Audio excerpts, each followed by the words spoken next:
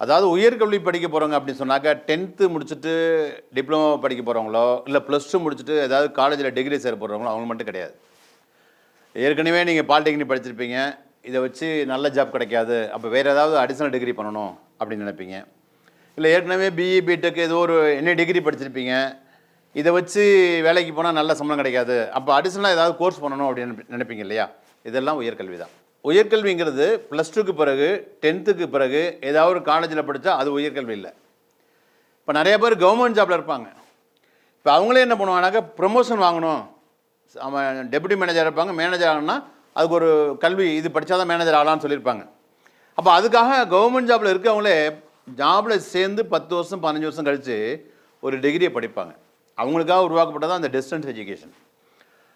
அதனால் உயர்கல்வி அப்படிங்கிறது ஒரு ஸ்கூலுக்கு பிறகு காலேஜில் படிக்கிறது மட்டுமே கிடையாது. நம்ம வாழ்க்கையில் நம்மளை எதெல்லாம் உயர வைக்குதோ அதுக்காக படிக்கிற படிப்பு தான் உயர்கல்வி. அதனால் எல்லா ஸ்டூடெண்ட்ஸும் நல்லா கேட்டுங்க. ஒரு உயர்கல்வியை எப்படி தேர்ந்தெடுக்கணும் அப்படி தான் நான் சொல்ல வரேன். ஏன்னா இந்த சமுதாயத்தில் நிறைய பேர் நிறைய படிச்சிருக்காங்க. BE BTech ME MTech MBA MCom MSc MPhil MA MEd MA BEd கல்வியோடைய உச்சம் பிஹெச்டி வரையும் படிச்சிருக்காங்க, டாக்டரேட் பண்ணியிருக்காங்க. படிச்சுட்டு இன்றைக்கி அவங்களுக்கு பார்த்தா பல வருஷமாக வேலை தேடி வேலை கிடைக்கல. இதுக்காக ஏற்பட்ட சிபாரிசு பணம்லாம் கொடுத்து வேலை வாங்குறாங்க, ஆனாலும் சரியான வேலை கிடைக்கல. அப்படியே கிடைச்சாலும் இவங்க எதிர்பார்த்த சம்பளம் கிடைக்கல. இந்த எதிர்பார்த்த சம்பளம் கிடைக்காததுனால என்ன ஆச்சு அப்படின்னா, அவங்க படிக்கும்போது ஒரு நம்பிக்கையோடு ஒரு எஜுகேஷன் வாங்கினாங்க இல்லையா, கல்வி கடன், நான் படித்து வேலைக்கு போய் இந்த கடனை அடைச்சோன்னு, அந்த கடனையும் கட்ட முடியல. இந்த சூழலில் இவங்க எப்படி கல்யாணம் பண்ணுவாங்க? அதனால் பார்த்திங்கன்னா படித்த பல லட்சம் இளைஞர்கள் ஃபஸ்ட் கிளாஸை பாஸ் பண்ணி யூனிவர்சிட்டி ரேங்க் ஹோல்டர், காலேஜ்லேயே அவங்க தான் ஃபஸ்ட்டு, அப்படி இருந்தும் கூட நல்ல வேலை கிடைக்காதனால, நல்ல சம்பளம் கிடைக்காதனால அன்றாட வாழ்க்கைக்கே தினந்தோறும் போராட்டம்.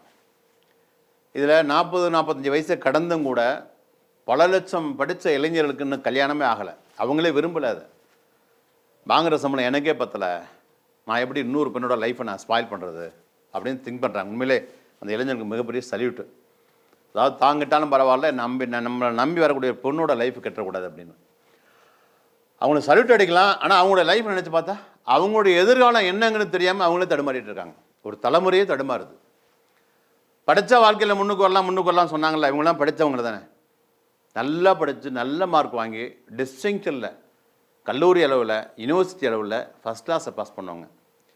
அவங்களுக்கே நல்ல வேலை நல்ல சம்பளம் கிடைக்கல அப்படின்னு இன்றைக்கு உயர்கல்வி படிக்க போகிற ஸ்டூடெண்ட்ஸும் அவங்க பேரண்ட்ஸ் ஆகி நீங்களும் நல்லா புரிஞ்சுக்கணும். இதுக்கு காரணம் என்ன அப்படின்னு எனக்கு தெரிஞ்சு 2 காரணம் தான். அதில் ஒரு காரணம் என்னென்னு பார்த்தீங்கன்னாக்கா, உயர்கல்வியை பற்றி போதிய ஒரு புரிதலும் அதை பற்றி தெளிவாக தெரிஞ்சுக்காமல் ஏனோதானன்னு வழக்கமான ஒரு டிகிரி டிப்ளமோ படிக்கிறது. கேட்டாக்க அவங்க சொன்னாங்க இதை படிக்க சொல்லி, இவங்க சொன்னாங்க இதை படித்தா நல்லா இருக்குன்னு சொன்னாங்க, எங்கள் பெரியப்பா சொன்னார், எங்கள் மாமா சொன்னார் அப்படின்னு சொல்ல வேண்டியது. அப்படின்னாக்க எதிர்த்து வீட்டுக்காரன் படிக்கிறான், பக்கத்து வீட்டுக்காரன் படிக்கிறான், இல்லை இந்த ஃப்ரெண்ட்ஸ்லாம் அதான் படிக்கிறாங்க, ஃப்ரெண்ட்ஸுக்காக போய் ஒரு ஃப்ரெண்ட்ஸ் 4 பேர் அதில் சேர்ந்தால் எல்லா ஃப்ரெண்ட்ஸும் அதில் சேர்ந்துக்க வேண்டியது. இப்படி படித்து முடிக்கிட்டு வெளியில் வரும்போது அப்போ தான் யோசிக்கிறாங்க நிஜமான ப்ராக்டிக்கல் லைஃப் என்ன, இந்த சமுதாயம் எப்படி இருக்குது அப்படின்னு. அதை பார்க்கும்போது தான் தெரியுது, ஆஹா நம்ம ஒழுங்காக அந்த கல்வியை படிச்சுக்கலாமே அப்படி தோணுது அப்படின்னு நினைக்கிறாங்க. இப்போ தோணு என்ன பண்ணுறது, இன்னும் சிலர் என்ன பண்ணுறாங்கனாக்கா, கிடைச்ச வேலையை நம்ம படித்த படிப்புக்கு ஏற்ற வேலை கிடைக்கல, சரி கிடைச்ச வேலையாக செய்வோன்னு வேலை செஞ்சிட்ருக்காங்க. ஏன்னா பொருளாதார நெருக்கடி, வாழ்க்கையை ஓட்டணுமே, சர்வைவல் ஃபிட்னஸ்ம்பாங்க.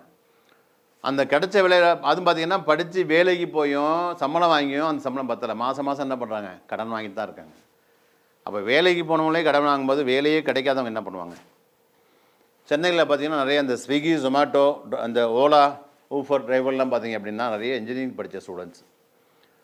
நான் ஏற்கனவே சொல்லியிருக்கேன், ஒரு ஸ்டூடெண்ட்ஸை நான் வந்து வண்டியில் போயிட்டு இருக்கும்போது என்னப்பா படிச்சிருக்கேன்னு, நான் மெக்கானிக்கல் இன்ஜினியர் அந்த பையன் சொன்னான். தம்பி சொந்த வண்டியா அப்படின்னா, இல்லை சார் வாடகைக்கு தான் ஓட்டுறேன் அப்படின்னா. ஒரு நாளைக்கு எவ்வளோ நேரம் வண்டி ஓட்டுவேன் அப்படின்னா, குறைஞ்சனா ஒரு 12 மணி நேரம் குறையாமல் ஓட்டுவோம் சார். எப்போப்பா லீவு அப்படின்னா, உடம்பு உடைச்சா லீவ் எடுத்துக்க வேண்டியதான் சார், லீவுக்கு சம்பளம் அதெல்லாம் ஒன்றும் கிடையாது சார். ஒரு நிச்சயமற்ற வாழ்க்கை. அப்புறம் இந்த பையனை கேட்டால் இருக்கும் 38-40 வயசு இருக்கும். தம்பி கல்யாணம் மேரேஜ் ஆச்சான்னு மெல்ல இழுத்தேன், சார் மேரேஜ் என் லைஃபே ஒரு மாதிரியாக இருக்குது அப்படின்னு ஒரு ஒரு அசட்டு சிரிப்பா, அது என்ன சிரிப்பு, வேதனையோட ஒரு சிரிப்பு சிரித்தான்.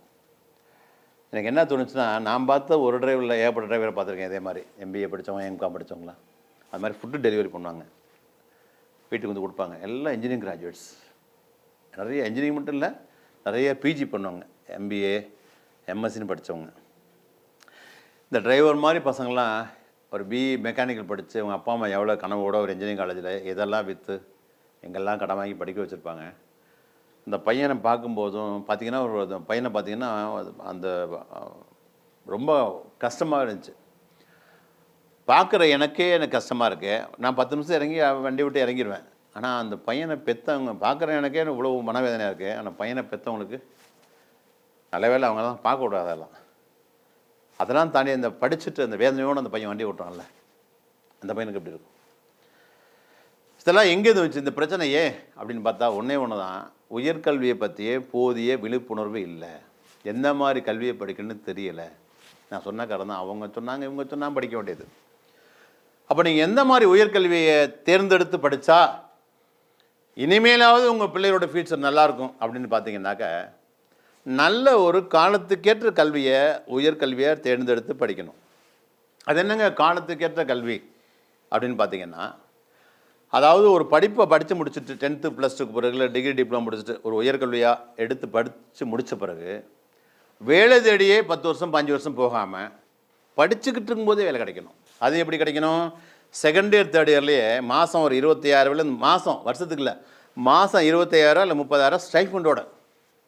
அப்போ பார்த்தீங்கன்னா இந்த செகண்ட் இயர் தேர்ட் இயர்லேயே அவங்களுக்கு ஸ்டைஃபண்ட் மட்டுமே 5 லட்சம் திரும்பி வந்துடுது, கல்வி உதவித்தொகையாக திரும்பி வந்துடுது. அப்போ இந்த பையன் படிக்கிறதுக்காக என்ன செலவு பண்ணனா அது வந்து படித்து முடிக்கிறது முடியே எடுத்துட்றான். அப்போ படித்து முடித்து வேலைக்கு போன பிறகு படிக்கும்போதே ஒரு கல்விக்கு 25,000 ஸ்டைஃபண்ட்னா படித்து முடித்து வேலைக்கு போனால் மினிமம் லட்சத்தில் சம்பளம், எந்த மாற்று கருத்தும் கிடையாது. அப்படி ஒரு கல்வியை செலக்ட் பண்ணணும். அது மட்டும் இல்லை, உயர்கல்வி நீங்கள் எதை படித்தாலும் சரி, எந்த கோர்ஸ் எடுத்து படித்தாலும் சரி, எந்த துறையை எடுத்து படிக்கிறீங்களோ அந்த ஒரு துறையில் மட்டும்தான் வேலை, எல்லா துறையிலும் கிடைக்காது. நான் சொல்கிறேன், நீங்கள் சரியாக நீங்களே சொல்லுங்கள். ஒரு பையன் ஏரோநாட்டிக்கல் படிக்கிறான், விமானத்தை பற்றி, அந்த பையனுக்கு போய் கப்பல் துறையில் கிடைக்குமா, ரயில்வேல வேலை கிடைக்குமா? என்ன சொல்லுவாங்க? என்னப்பா நீ விமானத்தை பற்றி படிச்சிருக்க, ஏர்கிராஃப்டை பற்றி படிச்சிருக்க, ஏரோநாட்டிக்கல் இன்ஜினியரிங், நீ எப்படிப்பா ரயில்வேக்கார, நீ எப்படிப்பா கப்பல் துறைமுகத்துக்கு வர, இல்லை ஏதாவது ஆட்டோமொபைல் இன்ஜினியர் எங்கே போக முடியுமா? போக முடியாது. அதே மாதிரி ஒரு பையன் மரைன் இன்ஜினியர் படிக்கிறான், கப்பலை பற்றி, அவன் எங்கே போக முடியும்? ஒன்லி கப்பல் கட்டுற கம்பெனிக்கு மட்டும் தான் வேலைக்கு போக முடியும். ஒரு பையன் கெமிக்கல் இன்ஜினியர் படிக்கிறான், அங்கே போக முடியும்? எங்கடா கெமிக்கல் இண்டஸ்ட்ரி இருக்குன்னு தேடி தேடி அங்கே தான் போகணும். ஒரு பையன் ஹோட்டல் மேனேஜ்மெண்ட் படிக்கிறான், கேட்ரிங், அவன் எங்கே போக முடியும்? எங்கே ஸ்டார் ஹோட்டல்ஸ் இருக்குது, எங்கே ரிசார்ட் இருக்குது, எங்கே ரெஸ்டாரண்ட் இருக்குது, அப்படி இங்கே மட்டும் தான் போக முடியும், உணவு விடுதிகள் மட்டும் தான் போக முடியும். ஏன் ஒருத்தர் நீட் எழுதி எம்பிபிஎஸ் படித்து வெளியில் வர்றார், அவர் எங்கே போக முடியும்? எங்கடா ஹாஸ்பிட்டல் இருக்குது, எங்கே கிளினிக் இருக்குது, அங்கே தான் போக முடியும். இல்லை எம்ஏ எம்எட்டு எம்எஸ்சி எம்எட்டு படிச்சுட்டு வர்றாங்க, அவங்க எங்கே போக முடியும்? எங்கடா ஸ்கூல் காலேஜ் இருக்குன்னா அந்த கல்வி சம்மந்தப்பட்ட வேலை தான். இப்படியா எந்த உயர்கல்வி நீங்கள் தேர்ந்தெடுத்து படித்தாலும் நீங்கள் எந்த துறையை எடுத்து படிக்கிறீங்களோ அந்த துறையில் மட்டும்தான் வேலை கிடைக்கும். ஒரு வேலை கிடைச்சாதான் சொல்கிறேன் அதை. ஆனால் அந்த காலத்துக்கேற்ற கல்வி எப்படி இருக்கணும் அப்படின்னா, தண்ணி மாதிரி, எப்படி எல்லா உணவுலையும் தண்ணியை சேர்க்குறோமோ அதே மாதிரி இந்த காலத்துக்கேற்ற கல்வியானது எல்லா துறையிலையும் வேலை கிடைக்கணும். ரயில்வேயில், விமான நிலையத்தில், மரைன் கப்பலில், ஸ்டார் ஹோட்டலில், பேங்க்கில், ஹாஸ்பிட்டலில், ஸ்கூல் காலேஜில், எனி இண்டஸ்ட்ரி, ப்ராடக்ட் இண்டஸ்ட்ரியில், இப்படி எல்லாத்துக்கும் கிடைக்கணும். Cement factory, sugar factory, rubber factory, அதாவது ஒரு குண்டூசி தயாரிக்கிற கம்பெனிலேருந்து அணுகுண்டு தயாரிக்கிற கம்பெனி வரையும் எல்லா ஃபேக்ட்ரிலையும் இந்த படிப்பை படித்தா வேலை கிடைக்கணும். அப்படி ஒரு படிப்பை செலக்ட் பண்ணணும். அது மட்டும் இல்லை, படித்து முடித்ததும் லட்சத்தில் சம்பளம். இந்த பையனுக்கு கல்யாணம் ஆகும்போது, பையனோ பொண்ணோ இந்த கோர்ஸை படிக்கிறான்னு வச்சு கல்யாணம் ஆகும்போது மினிமம் ₹1 கோடி அந்த கல்வியை வச்சு சம்பாதிச்சிருக்கணும். ₹1 கோடி யாரோட தயவும் இல்லாமல், யாரோட சிபாரிசு இல்லாமல் தான் படித்த படிப்பை வச்சு தன் திறமையை வச்சு சம்பாதிக்கணும். அப்படி ஒரு படிப்பை செலக்ட் பண்ணணும். அதை தாண்டி இந்த கோர்ஸை படிக்கிறதுக்கான செலவு நம்மளால் கட்ட முடிஞ்ச, நம்மளால் தாங்க முடிஞ்ச அளவுக்கு, நம்ம குடும்பத்தால் கட்ட முடிஞ்ச அளவுக்கு இருக்கணும். அந்த ஃபீஸ், அந்த படிப்புக்கான ஃபீஸ். அதையும் கட்ட முடியலன்னா, அந்த படிப்புக்கான ஃபீஸை கூட கட்ட முடியலன்னா அதை கூட எஜுகேஷன் லோன் வாங்கி படிக்கிற மாதிரி இந்த கல்வி இருக்கணும். வேலை எங்கடா கிடைக்கும் அப்படின்னா, உள்நாட்டில், வெளிநாட்டில், அரசு வேலை, தனியார் வேலை, அதையும் தாண்டி வெளிநாட்டை போய் அங்கே உள்ள கவர்மெண்ட் வேலை இப்படி கிடைக்கிற மாதிரி இருக்கணும். ரொம்ப காம்படிஷனில் இருக்கக்கூடாது. முக்கியமாக இவ்வளோ பயனுள்ள ஒரு படிப்பு இருக்குது அப்படின்னா அதை படிக்கிறது ரொம்ப டஃப்பாக இருக்குமா? ஃபீஸ் குறைவுன்றாங்க, அது எஜுகேஷன் வாங்கி படிச்சுக்கலாம், ஓகே. படிக்கிறது ரொம்ப டஃப்பாக இருக்குமா சிலபஸ் அப்படின்னா? அதுவும் இல்லை. ரொம்ப ஈஸியாக ஒரு கிராமத்தில் தமிழ் மீடியம் படித்த ஒரு படிப்பில் ஒரு ஆவரேஜான ஸ்டூடெண்ட்ஸ் அவங்க கூட படிக்கிற மாதிரி இந்த சிலபஸ் அப்படி இருக்கும். உங்களுக்கு என்ன ஆச்சரியமாக இருக்குன்னு, சார் இதெல்லாம் உண்மையா? எப்படி ஒரு படிப்பில் காலத்துக்கேற்ற கல்வி சொல்லிங்க, எப்படி ஒரு படிப்பில் இவ்வளோ பயன்கள் கிடைக்கும்? அப்படி ஒரு படிப்புலாம் இருக்கா முதல்ல அப்படின்னு கேட்பீங்க. நிச்சயமாக இருக்குது, 100% இருக்குது, கண்டிப்பாக இருக்குது. அந்த படிப்பை பற்றி இன்றைக்கி படித்தவங்க மத்தியிலே போதிய விழிப்புணர்வு இல்லை. அந்த படிப்பு தான் ஃபயர் அண்ட் சேஃப்டி மேனேஜ்மெண்ட் என்று சொல்லக்கூடிய சேஃப்டி மேனேஜ்மெண்ட். இங்கே நிறைய பேர் ஃபயர் சேஃப்டி மேனேஜ்மெண்ட்டா, ஐயோ என் பையன் வந்து நெருப்பு அணைக்கணுமா, தீ அணைக்கணுமா?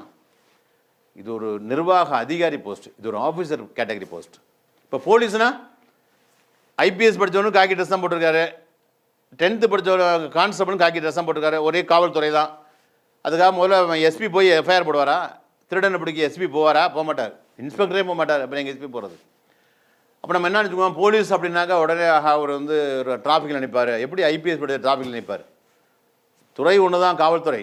அதுபோல் ஃபயர் அண்ட் சேஃப்டி மேட்னா சேஃப்டி படிக்கிறவங்க வேலைன்னு நெருப்பு அணைக்கிறது கிடையாது. இது ஒரு ஆஃபீஸர் கேட்டகரி ஜாப். இப்படி ஒரு படிப்பு இருக்குது. இந்த படிப்பை பற்றி நீங்கள் என்ன பண்ணுறீங்கன்னா, உங்களுக்கு தெரிஞ்சவங்க யாராவது வெளிநாட்டில் ஃபாரினில் இருந்தாங்கனாக்க, அக்கம் பக்கத்தில் உள்ளவங்க, உங்கள் வீட்டுக்கு பக்கத்தில் உள்ளவங்க அல்லது உங்கள் ரிலேஷன்ஸு, உங்கள் ஃப்ரெண்ட்ஸு யாராவது இருந்தாங்கனாக்கா அவங்கக்கிட்ட ஃபோன் பண்ணி சொல்லுங்கள், கேளுங்க. இந்த மாதிரி டிவியில் ஒருத்தர் சொன்னார், சேஃப்டி படித்தா படிக்கும்போதே வேலையாக, உயர்வான பதவி, நிறைவான சம்பளமா, கௌரவமாக, நல்ல மரியாதைக்குரிய ஆஃபீஸர் கேட்டகரி ஜாபா, இதெல்லாம் உண்மையா அப்படின்னு கேளுங்க. நான் அவங்கள்ட்ட இப்போ சொல்கிறத விட அவங்க கூடுதலாக சொல்லுவாங்க. அவங்ககிட்ட இன்னொன்று கேளுங்க, நான் அந்த சேஃப்டியை படித்தா நல்லா இருப்பேனா அப்படின்னு கேளுங்க. அவர் படிக்க சொன்னால் நீங்கள் படிங்க. ஒருவேளை உங்களுக்கு தெரிஞ்சு யாரும் வெளிநாட்டில் இல்லை அப்படின்னு வச்சுங்களேன், நிச்சயமாக தமிழ்நாட்டில் மாவட்டத்துக்கு ஒரு மிகப்பெரிய ஃபேக்ட்ரி இருக்குது, மிகப்பெரிய இண்டஸ்ட்ரீஸ் இருக்குது. அந்த ஃபேக்ட்ரிக்கு போய் நீங்கள் நாளைக்கு இங்கே போனால் தானே நாளைக்கு நீங்கள் Dubai, Kuwait, Qatar, Oman, Yemen, London, கனடான்னு போக முடியும். அதனால் உங்கள் ஃபியூச்சருக்காக உங்கள் பேரண்ட்டை அழைச்சிக்கிட்டு நேராக போங்க, ஆண் பொண்ணு யாராக இருந்தாலும் சரி. அங்கே போய் சேஃப்டி ஆஃபீஸரை பார்க்க முடியுமான்னு கேளுங்க. அவ்வளோ ஈஸியாக அப்பாயின்மெண்ட் கிடைக்காது. ஒரு வேளை பார்த்துட்டிங்கன்னா அதே மாதிரி அவர்கிட்டையும் கேளுங்க, சார் உங்களுடைய சம்பளம் என்ன, உங்களோட மதிப்பு என்ன, மரியாதைன்னு கேளுங்க. நீங்கள் அவர்கிட்ட கேட்கவே தேவையில்லை, அவரை பார்த்தாவே புரிஞ்சிடும் இல்லைங்களா? சப்போஸ் ஒரு வேளை உங்களால் சேஃப்டி ஆஃபீஸரை பார்க்க முடியலன்னா, அந்த இண்டஸ்ட்ரியிலேருந்து ஏதாவது எம்ப்ளாயீஸ் வெளியில் வருவாங்க, பிரேக்குக்கு வருவாங்க இல்லையா, ஷிஃப்ட் முடிஞ்சு வருவாங்க. அவங்கக்கிட்ட யார்கிட்ட வேணாலும் கேளுங்க, சார் உங்கள் கம்பெனியில் சேஃப்டி ஆஃபீஸர் இருக்கார், அவரோட மதிப்பு என்ன சார், அவருக்கு பவர் என்ன சார், அவர் எவ்வளோ சார் சம்பளம் வாங்குவார் அப்படின்னு கேளுங்க. என்னை விட நிறையா சொல்லுவாங்க. ஒருவேளை நீங்கள் போகும்போது ஃபேக்ட்ரி மூடின்னு வச்சுங்க, நீங்கள் ஹாலிடே விடுமுறை அன்றைக்கி போயிட்டீங்கன்னு வச்சுங்க, வாட்ச்மேன் செக்யூரிட்டி இருப்பாங்க, அந்த செக்யூரிட்டிகிட்ட கேளுங்க சேஃப்டி ஆஃபீஸர் யாருன்னு. அவர் என்னை விட விலாவாரியாக சொல்லுவார், எடுத்து சொல்லுவார். ஏன்னா இப்படி ஒரு அற்புதமான படிப்பு இருக்குது. வாழ்க்கையில் உங்கள் அம்மாவுக்கோ உங்கள் அப்பாவுக்கோ இல்லை உங்களுக்கோ நிறைய கஷ்டங்கள், நம்ம குடும்பத்தில் கஷ்டங்கள் வரும்போது மேக்ஸிமம் பொருளாதாரம், பண கஷ்டம் தான் வரும். அப்போ நம்ம சொந்த பந்தம் பார்த்திங்கன்னா நிறைய பேர் இருப்பாங்க. ஆனால் நம்ம அப்பா அம்மா போய் பணம் கேட்கும்போது உங்களை படிக்க வைக்கிறதுக்குன்னு வச்சுங்களேன், எல்லா சொந்த பந்தமும் பேசுகிற நிறுத்திடுவாங்க. அப்போ தான் உண்மையான சொந்தம் யாருன்னு தெரிய வரும். ஆக மொத்தத்தில் நம்மகிட்ட பணம் இருந்தால் மட்டும்தான் நமக்கு எல்லா வகையிலும் பாதுகாப்பு. அந்த பணத்தை லட்சத்துலேயும் கோடியிலையும் சம்பாதிக்கிறதுக்கு, அது நேர்மையான முறையில் சம்பாதிக்கிறதுக்கு, அது கல்வியை வச்சு உங்கள் திறமையை வச்சு யாரும் சிபாரிசு இல்லாமல் சம்பாதிக்கிறதுக்கு சேஃப்டி மேனேஜ்மெண்ட் அப்படிங்கிற கல்வியை தவிர வேறு வந்து இப்போ இல்லைன்னு நான் சொல்லுவேன், அடித்து சொல்லுவேன். ஏன்னா இது என்னுடைய 25 வருஷம் அனுபவம். கிட்டத்தட்ட என்கிட்ட படித்த ஒரு 20,000 மேற்பட்ட மாணவர்கள் உலகெங்கும் எங்கே சூரியன் உதிக்குதோ அதுலேருந்து சூரியன் மறையிற வரைக்கும் எல்லா நாடுகளும் ஒர்க் பண்ணுறாங்க. Safety manager, safety HSC officer, safety auditor, safety adviser, corporate safety officer, இப்படி ஒர்க் பண்ணுறாங்க. அவங்களுடைய குறைந்தபட்ச சம்பளம் பார்த்திங்கன்னா 45,000 ஒரு மாதத்துக்கு. அதிகபட்ச சம்பளம் மாதம் 72 லட்சம், கிட்டத்தட்ட 24 கலெக்டருடைய சம்பளம் ஒரு பையன் வாங்குகிறான், ஒரு சாதாரண ஸ்டூடெண்ட்டு. சரி, இதை பற்றி நிறைய நான் சொல்கிறேன். அதுக்கு முன்னதாக இப்படி ஒரு சேஃப்டி மேனேஜ்மெண்ட் அப்படிங்கிற கல்வியை நீங்கள் எங்கெல்லாம் தமிழ்நாட்டில் படிக்கலாம், இந்தியாவில் எங்கெல்லாம் படிக்கலாம்னு சொல்கிறேன். அதை முதல்ல புரிஞ்சுக்கங்க. இந்த சேஃப்டி மேனேஜ்மெண்ட் படிப்பை பார்த்தீங்கன்னா சென்ட்ரல் லேபர் இன்ஸ்டியூட், மும்பையில், சென்ட்ரல் கவர்மெண்ட். இது நம்ம சொல்கிறலாம் சென்ட்ரல் கவர்மெண்ட், இது எல்லாமே கவர்மெண்ட், ப்ரைவேட் கிடையாது. எல்லாமே மும்பையில் இருக்குது சென்ட்ரல் லேபர் இன்ஸ்டியூட், அது CLIன்னு சொல்லுவாங்க, அங்கே படிக்கலாம். அல்லது அதே இது டெல்லியில் இருக்குது, அதே இது கல்கத்தாவில் இருக்குது, அங்கே படிக்கலாம். நாக்பூரில் இருக்குது, அங்கே படிக்கலாம். மகாராஷ்டிரா நாக்பூரில் இருக்குது, அங்கே படிக்கலாம். இப்போ தமிழ்நாட்டில் பார்த்தீங்க அப்படின்னா அடையாரில் இருக்குது ரீஜனல் லேபர் இன்ஸ்டியூட், ஆர்எல்ஐன்னு சொல்லுவாங்க, அங்கே படிக்கலாம். அல்லது திருச்சி துவாக்குடியில் இருக்குது NIT, national institute of technology, இதோடைய பழைய பேர் பார்த்தீங்கன்னா ரீஜனல் இன்ஜினியரிங் காலேஜ், நீங்கள் அங்கே படிக்கலாம். அல்லது கேரளாவில் கொச்சின் யூனிவர்சிட்டி, கொச்சினில் இருக்கக்கூடிய கொச்சின் யூனிவர்சிட்டியில் அங்கே படிக்கலாம். அல்லது திருச்சியிலேருந்து புதுக்கோட்டை, திருச்சி ஏர்போர்ட்லேருந்து புதுக்கோட்டை போகிற வழியில் இருக்குது, இதே பிரான்ச்சு வந்து சென்னையில் இருக்குது, IIPHS college of safety management, இங்கேயும் படிக்கலாம். இந்த மாதிரி தரமான இடங்களில் இந்த சேஃப்டி படிப்பை படிங்க. ஏன்னா இப்போ உள்ள பேரண்ட்ஸ் என்ன பண்ணுறாங்கனாக்கா, இந்த சேஃப்டியை பற்றி ஓரளவு விழிப்புணர்வு கொஞ்சம் கொஞ்சமாக வந்துருச்சு. சேஃப்டி கோர்ஸ் அப்படி படித்தாக்க, உயர்கல்வியை எடுத்து படித்தாக்க லட்சத்தில் சம்பளம், கொஞ்ச நாளில் கோடிகளில் சம்பாதிக்கலாம், அதெல்லாம் உண்மை தான். இந்த ஆசையில் என்ன பண்ணுறாங்கன்னா, வீட்டுக்கு எங்கள் ஊர் பக்கத்தில் உள்ள இன்ஸ்டியூட்டு, நான் ரொம்ப தூரம் போக வேண்டாம், டெய்லி பையன் காலையில் போயிட்டு வந்துடுவான், என் பொண்ணு போயிட்டு வந்துடும். அதையும் தாண்டி அந்த இன்ஸ்டியூட்டில் வந்து மற்ற இன்ஸ்டியூட்டை கம்பேர் பண்ணும்போது, மற்ற காலேஜ் சேஃப்டி காலேஜ் கம்பேர் பண்ணும்போது 10,000 ஃபீஸ் குறைவார், செமஸ்டருக்கு 10,000 குறையுது அப்படின்னு சொல்லுவாங்க. அப்படின்னு ஆசைப்பட்டு ஒரு முறையில்லாத, அங்கீகாரம் இல்லாத ஒரு சின்ன சின்ன இன்ஸ்டியூட்டில் உங்கள் பையனை சேஃப்டி படிக்க வச்சிங்க, உங்கள் பையனையோ பொண்ணையோ படிக்க வச்சிங்கனாக்க உங்கள் பணத்துக்கும் கேரண்டி கிடையாது, உங்களுடைய பையனுடைய எதிர்காலத்துக்கும் கேரண்டி கிடையாது. அதனால் நம்ம சொல்கிறோம் காசுக்கு எதே தோசைன்னு.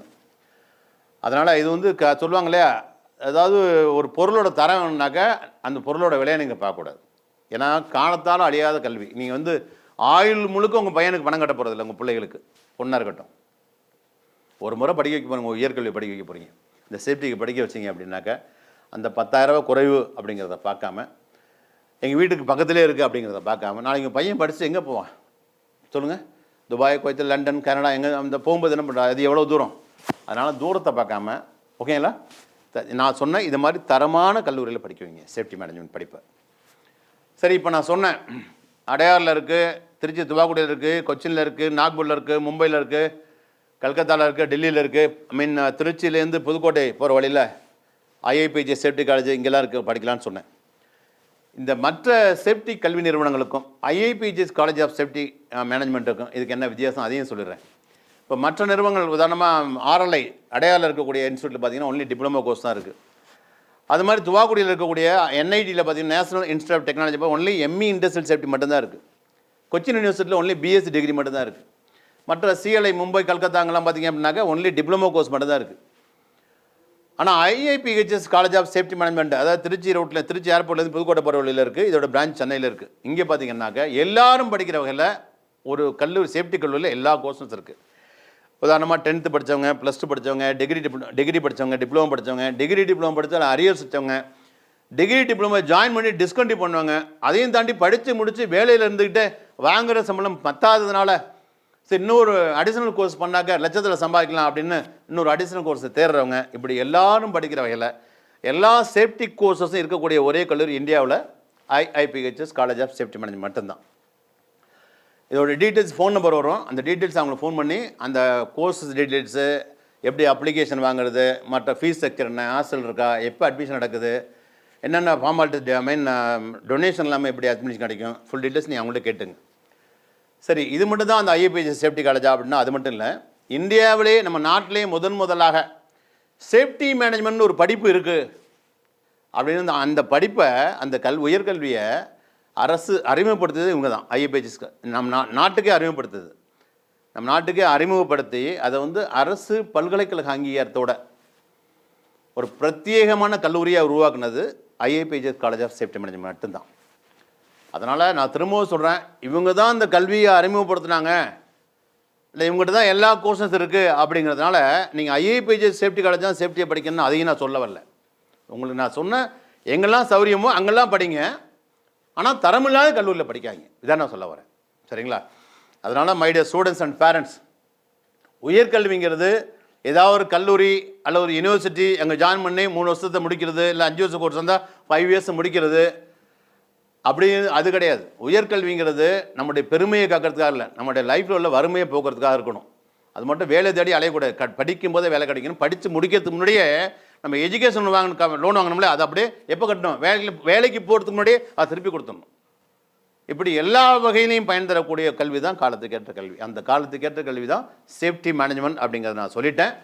அதையும் தாண்டி என் பேச்சை தாண்டி நீங்கள் யாராட்டாலும் விசாரிக்க சொல்லியிருக்கேன். ஃபாரினில் உள்ளவங்கள்ட்ட, இல்லை ஃபேக்ட்ரியில் உள்ள வாட்ச்மேனாக இருக்கட்டும், இல்லை சேஃப்டி ஆஃபீஸராக இருக்கட்டும், இல்லை எனி எம்ப்ளாயாக இருக்கட்டும், அவங்கள்ட்ட கேட்க சொல்லியிருக்கேன். இதெல்லாம் கேட்டு தெரிஞ்சுக்கங்க.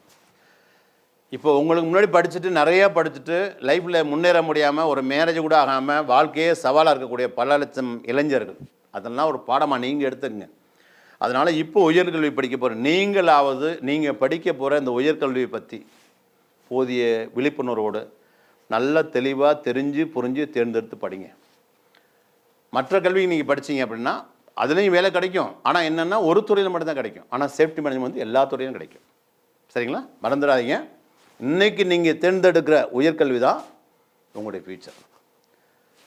அப்புறம் நான் எவ்வளோ தான் சொன்னால் கூட இந்த சேஃப்டி மேனேஜ்மெண்ட் கோர்ஸை பற்றி வேறு ஏதாவது விளக்கங்கள் தேவைப்படுச்சுனாக்கா நான் சொன்ன மாதிரி எப்போ அட்மிஷன் அப்ளிகேஷன் எப்படி வாங்குறது, டொனேஷன் இல்லாமல் சேரலாமா, எவ்வளோ ஃபீஸ் ஸ்ட்ரக்சரு, எஜுகேஷன் ஒன்று எப்படி வாங்குறது, ஹாஸ்டல் இருக்கா, இன்னும் உங்களுக்கு எவ்வளோலாம் உங்களுக்கு விளக்கங்கள் தேவைப்படுதோ அத்தனை விளக்கத்தையும் நீங்கள் கேட்டு தெரிஞ்சுக்கணுன்னா கீழே தெரியோட நம்பருக்கு ஃபோன் பண்ணி எப்போனாலும் டீட்டெயில்ஸ்க்காக தெளிவாக சொல்லுவாங்க. சரிங்களா? கடைசியாக ஒரு தடவை சொல்கிறேன் கேட்டுங்க. கல்வி ஒரு அழியாத மிகப்பெரிய செல்வம். கல்வியை வச்சு தான் நீங்கள் கோடீஸ்வரன் ஆகணும். நம்ம சொந்த பந்தம் 1000 பேர் இருப்பாங்க, ஆனால் யாரும் காப்பாற்ற மாட்டாங்க. நம்மகிட்ட இருக்க பணம், நம்ம அப்பா அம்மாட்ட இருக்க பணம், உங்ககிட்ட இருக்க பணம் மட்டும் தான் காப்பாற்றும். அந்த பணத்தை லட்சத்துலேயும் கோடியிலையும் நேர்மையாக சம்பாதிக்கிறதுக்கு, யாரும் சிபாரிசு இல்லாமல் சம்பாதிக்கிறதுக்கு இன்றைய காலகட்டத்தில் இந்த காலத்துக்கிட்ட மிக சிறப்பான கல்வி சேஃப்டி மேனேஜ்மெண்ட் மட்டும்தான்.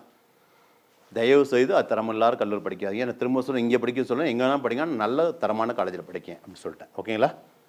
இறுதியாக ஒன்று சொல்கிறேன், திரும்ப தான் சொல்கிறேன். அதை இன்றைக்கி நீங்கள் தேர்ந்தெடுக்கிற உங்களோட உயர்கல்வி தான் உங்களுடைய எதிர்காலத்தை நல்லபடியாக மாற்றி அமைக்கக்கூடிய மிகப்பெரிய சக்தி. அதை மறந்துடாங்க. All the best.